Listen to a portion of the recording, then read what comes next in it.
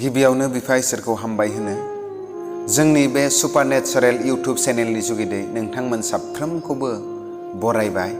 दिनै आङो गोदान मोनसे टपिक लानानै फैदों। बे टपिकआ जाहैबाय kingdom of God and kingdom of haven.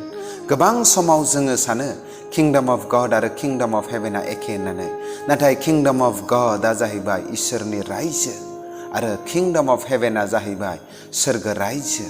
आरो जोङो दायो नायग्रोनि किंडम अफ हेभेननि सोमोन्दै। किंडम अफ हेभेननि सोमोन्दै लिरनाय दङ माथाइनि लिरनाय चैप्टार 7 verse 21। आङो फरायनि माथाइनि लिरनाय चैप्टार 7 verse 21। आंखौ अ फोरबु होननानै गाबज्रिग्रा साफ्रोमबो सोरगो रायजोआव हाबगोन बे नङा। जायहा आंनि आफानि गोसो बायदि मावगोन बिसोरल' हाबनो मोनगोन। अ फोरबु होननानै गाबज्रिग्रा जों साफ्रोमबो सोरगो रायजोआव हाबनो मोनगोन बे नङा। नाथाय जायहा आफा इसोरनि इच्छा बायदि थाबायो, जायहा आफा इसोरनि इच्छा बायदि सलियो, बे बेक्तिफोरासो सोरगो रायजोआव हाबनो मोनगोन। दिनै जिसु ख्रिस्ट'आ गावनो गावनि खुगाजोंनो बुंनानै गालांदों। आरो दिनै बेनिखायनो आं बेखौनो क्लियार खालामनो नागिरदों नोंथांमोननि गेजेराव। किंडम अफ हेभेना जाहैबाय जेराव इसोरखौ फोथायनानै धोरोमियायै जिउ खुंनाय बेक्तिफोरनि जिउआ हाजों दाजानाय मोदोमखौ नागारनानै थांनायनि उनाव थाहैगोन जायगा।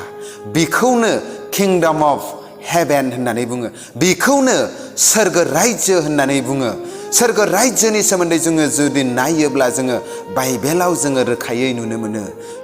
लुकासनि लिरनाय चैप्टार 16 verse 22 and 23। जेब्ला बे हावरिया मानसिया थैयो अब्ला आरफौफ्रा बिखौ लांनानै आब्राहामजों बामजाहोहैदों। बे धोनियाबो थैनानै फबजाबाय आरो नोरखोआव सैनांनाय समाव जेब्ला नायदावो अब्ला बियो गोजानाव आब्राहामखौ आरो बिजों लोगोसे लाजारखौ नुहुरदों। बेयाव जोङो नुनो मोनबाय जेब्ला लाजारा सासे मालायनि ओंखाम खालाय गोलैनानै जाग्रा बेक्तिमोन। संसाराव गोथाङै थानाय समाव बिनि देहायाव बेमारजों मुगै जाथावथाव देहानि सोलेरखौ लानानै दङमोन। नाथाय बियो इसोरखौ गोसो गोरबोजों मानिनायनि थाखाय, इसोरनि इच्छा बायदि थाबायनायनि थाखाय बे बेक्तिया जेब्ला थैनानै थाङो, हाजों दाजानाय मोदोमखौ जेब्ला नागारलाङो, अब्ला बिखौ सोरगो रायजोआव लानानै थांबाय आरो आब्राहामजों लोगोसे दोनहैबाय। आब्राहामा दिनै सोरगो रायजोआव दङ आरो बे सोरगो रायजोआवनो आब्राहामजों लोगोसे लाजारखौ लांबाय आरो बेयाव धोनि मानसिखौबो जेब्ला थैनायनि उनाव नोरोगाव गारहरनाय जाबाय। नोरोगाव जेब्ला धोनि मानसिया थांनांबाय अब्ला नोरोगनि सैनांनाय समाव बियो लाजारखौ आरो आब्राहामखौ नुहुरबाय।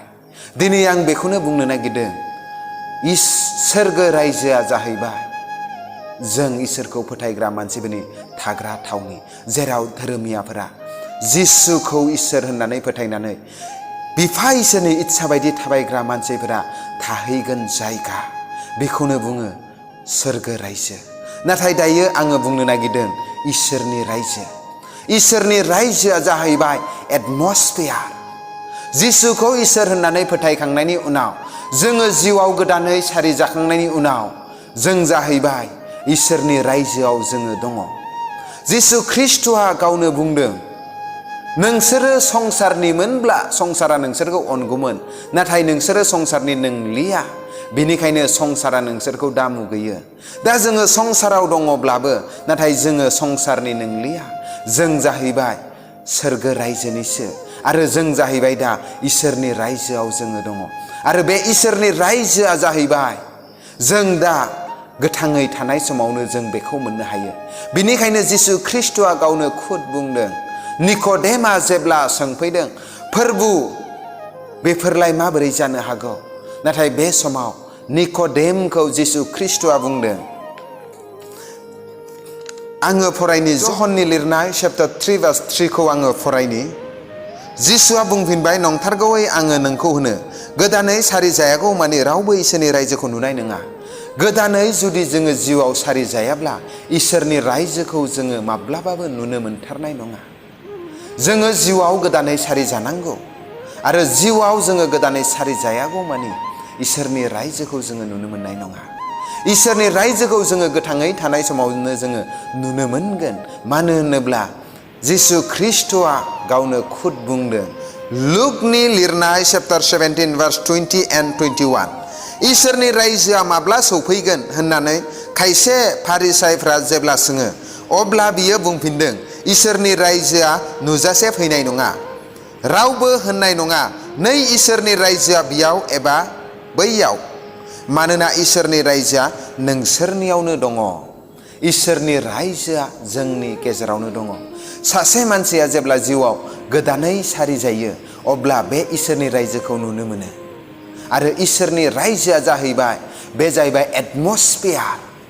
बे जाहैबाय जों गोथाङै थानाय समावनो इसोरनि रायजोखौ जोङो मोननो हायो। इसोरनि रायजोनि सोमोन्दै जोङो मिन्थिनो हायो जेब्ला सासे मानसिया जिउआव गोदानै सारि जायो। सासे मानसिया जुदि जिसुखौ फोथायो होननानै गिर्जायाव बाइबेल लानानै सानफ्रामबो देवबाराव गिर्जायाव हाबनानै जुदि जिउआव जुदि गोदानै सारि जायाखैब्ला इसोरनि रायजोखौ बियो नुनो मोननाय नङा। आरो इसोरनि रायजोआ जाहैबाय, दा जोङो थैजों मोदोमजों थानाय समावनो बियो जोंजों लोगोसे दङ। सोरगो रायजोआव इसोरा जिरायनानै दङ। नाथाय जोङो बिखौ फोथायग्राफ्रा जेब्ला जोङो पापी मानसिफोरा जेब्ला बिनि खाथियाव जोङो फैयो आरो बिखौ जोङो इसोर होननानै जेब्ला जोङो फोथायो आरो फोरबुआनो आंनि पापनि थाखाय कालबारि क्रुसाव बलि जाबाय होननानै गोसो फाफिननानै जेब्ला जोङो गासै पापनिफ्राय जोङो गासै गोसो फाफिननानै फैयो, अब्ला जोङो इसोरनि रायजोखौ जोङो नुनो मोनो। गोथार जिउआ जेब्ला जोंनो गोदानै सारि जानो जोंनो जेब्ला हेफाजाब होयो, जेब्ला गोथार जिउनि हेफाजाबै जोङो गोदानै सारि जायो, अब्ला जोङो इसोरनि रायजोखौ जोङो नुनो मोनो। आरो बे इसोरनि रायजोआ जाहैबाय दा गोथाङै थानाय समावनो। आं बेखौनो बुंनो नागिरदों दिनै, इसोरनि रायजो आरो सोरगो रायजोआ गुबुन गुबुन। सोरगो रायजोआव नों आरो आं जोङो बे संसारखौ नागारनायनि उनाव जोङो सोरगो रायजोआव जोङो आलो गोजोनै थाहैनो मोनगोन। जेराव गांनाय गैया, उखैनाय गैया, हिंसा गैया, सैनांगौ गैया, दुखु खस्थ' खालामनांगौ गैया। जेब्लायबो जोङो इसोरजों लोगोसे थागोन। बे जायगाया जाहैबाय सोरगो रायजो। नाथाय इसोरनि रायजोआ जाबाय जेब्ला जोङो इसोरखौ जोङो सिनायबाय, सोरजिगिरि इसोरखौ, जोंखौ पापनिफ्राय सख'ग्रा इसोरखौ जोङो जेब्ला मिन्थिबाय, गासै पापनिफ्राय जेब्ला जोङो गोसो फाफिननानै बिनि खाथियाव जोङो फैबाय, अब्ला गोथार जिउनि हेफाजाबजों जोङो इसोरनि रायजोखौ जोङो नुनो मोनो। बे इसोरनि रायजोआ नोंजों आरो आंजोंनो दङ। नोंनि आरो आंनि गोसोआवनो इसोरनि रायजोआ दङ। हामबाय, इसोरा बोर होथों। नेक्स्ट, नोंथांमोननि गेजेराव इसोरनि रायजोआव मा मा दङ बेखौ जोङो उननि भिडिअ'आव लाबोगोन। God bless you.